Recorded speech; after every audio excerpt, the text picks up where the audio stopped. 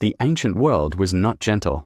It did not promise comfort, admiration, or psychological safety. Cities fell. Wars erupted without warning. Disease spread. Power shifted overnight. Fortune changed suddenly. And yet, amid this instability, certain individuals remained internally steady. They were not protected from hardship. They were trained by it. Ancient philosophy was not created for academic decoration. It was developed as a survival discipline, a method for maintaining internal stability. When external stability collapses, at the core of this discipline lies a radical insight. Events do not create suffering. Interpretation does. When something happens, two things exist: the event itself and your judgment about it. The event is external. The judgment is internal. Most people merge these two automatically. If someone insults them, they say, "He hurt me." But what actually occurred? Words were spoken. Air vibrated. Sound was produced. The hurt is interpretation. The mind immediately assigns meaning. This means I am disrespected. This means I am inferior. This means I am attacked. But meaning is not embedded in sound. Meaning is constructed. Epictetus taught that we are disturbed not by things, but by our opinions about things. This shifts responsibility inward. And that shift is uncomfortable, because it removes the simplicity of blame. But responsibility is power. If events directly inserted suffering into you, you would be helpless. But if interpretation contributes to suffering, then you have leverage. The ancient Greeks described the first mental reaction as an impression, an automatic mental appearance. Impressions arise instantly. They feel convincing. They feel urgent. But they are not final truth. They are invitations. Between impression and agreement, there is a space. You cannot always prevent the first reaction, but you can prevent accepting it without examination. This is the beginning of discipline. Consider how much emotional turbulence is created by assumption. Someone does not respond to your message. Impression: I am being ignored. Assent: I am unimportant. Emotion: anxiety, resentment. But the observable fact is simple. The message has not yet been answered. Everything else is narrative. The mind fills gaps automatically. It predicts, exaggerates, dramatizes. Seneca observed that we suffer more in imagination than in reality. Much anxiety is anticipation. Much regret is repetition. In both cases, the present moment is replaced by mental projection. Imagination is unlimited. Reality is specific. The illusion of harm strengthens through ego attachment. Why does criticism sting? Because it threatens the image you hold of yourself. You believe you are competent, intelligent, respected.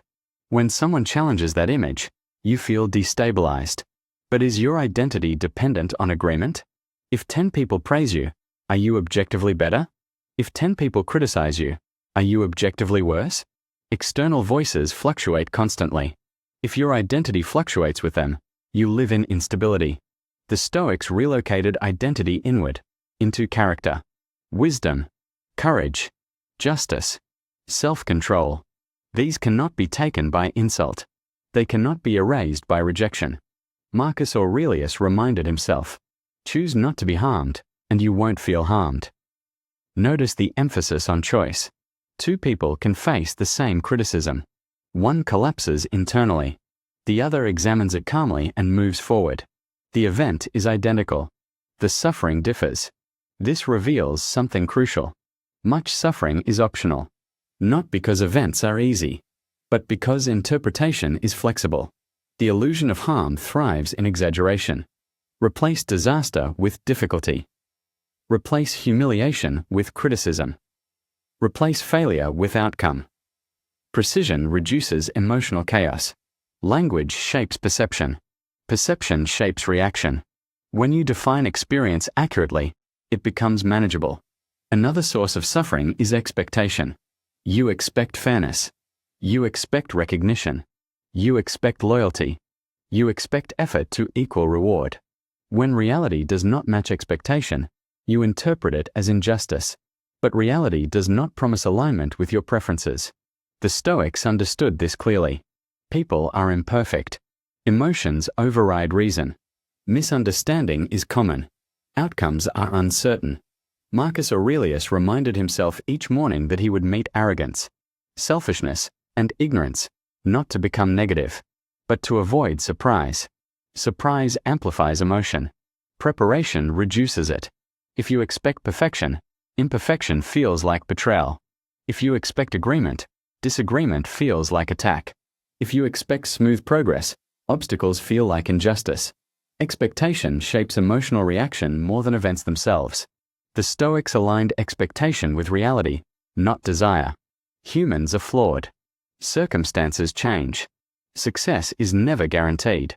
When you accept this, you become harder to destabilize. This is realism, not pessimism. Clarity follows. When something happens, separate fact from story. Fact: someone criticized your work. Story: they think I am incompetent. Fact: a plan failed. Story: I am a failure. The mind builds narratives instantly.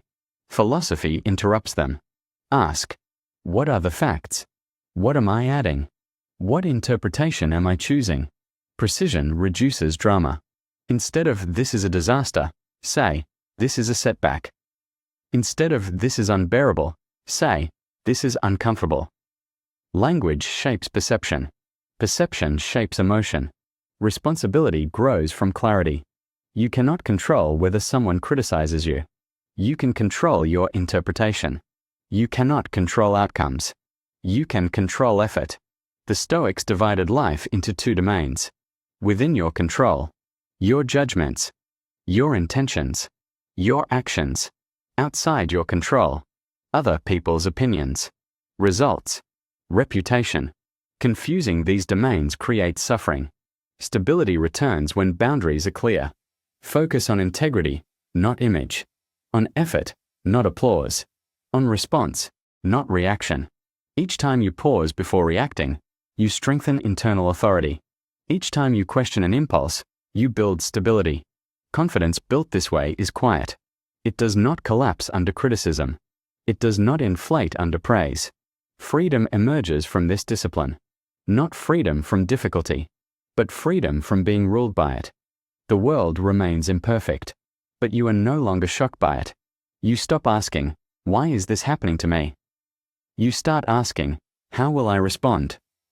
Expectation becomes realistic. Clarity becomes habitual. Responsibility becomes power. And gradually, the illusion of harm fades, not because life becomes easier, but because you become stronger.